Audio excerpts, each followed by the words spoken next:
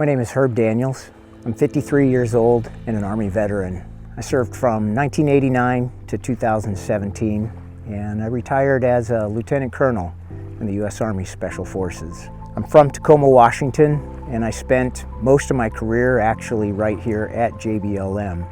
I enlisted in the Army right out of high school. I loved being a tank commander, but I was really looking for more. And so I applied for Special Forces, and I was picked up for selection and made it through. And in 2003, I earned my Green Beret. So my first deployment was to Afghanistan in 2004. It was the first time I think I found myself trying to figure out how to cope. You're taught to expect loss in combat, and we don't really plan for it, but it happens. I was thinking about those lost teammates a lot. They were always present in my mind and in my heart. But when the pain would get to be too much, I'd have to suppress it. And that's typically where alcohol came in. I thought taking the uniform off and leaving the Army meant I would leave all that pain behind, that I would leave all those memories behind. But really, what I ended up leaving behind were the teammates, the friends. And that turned out to be the hardest part for me. Alcohol became a way of life for me. It's how I coped from day to day. And eventually I found myself in that spiral that I just couldn't get out of. I tried a lot of different medications. It was really just kind of numbing or putting a blanket over the problems. And it turned into a greater struggle, and eventually I started to lose hope. And that loss of hope drove me to ultimately try to take my life. It was a surreal experience to wake up and realize I was still alive. And I remember the first thought in my mind was, how did I screw this up? And how am I going to get it right the next time? I did a lot of internet research, reaching out, looking around, and then eventually one organization somehow kept popping up, Veterans Exploring Treatment Solutions.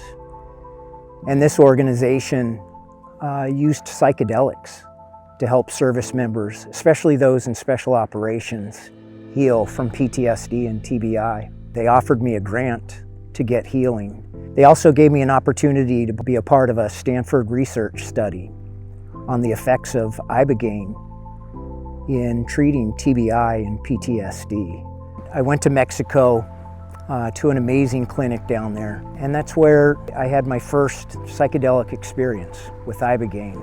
I didn't know what it would feel like when I came out of it, but immediately there were positive things that I noticed. First of all, I slept for 8 hours uninterrupted every single night without a single nightmare.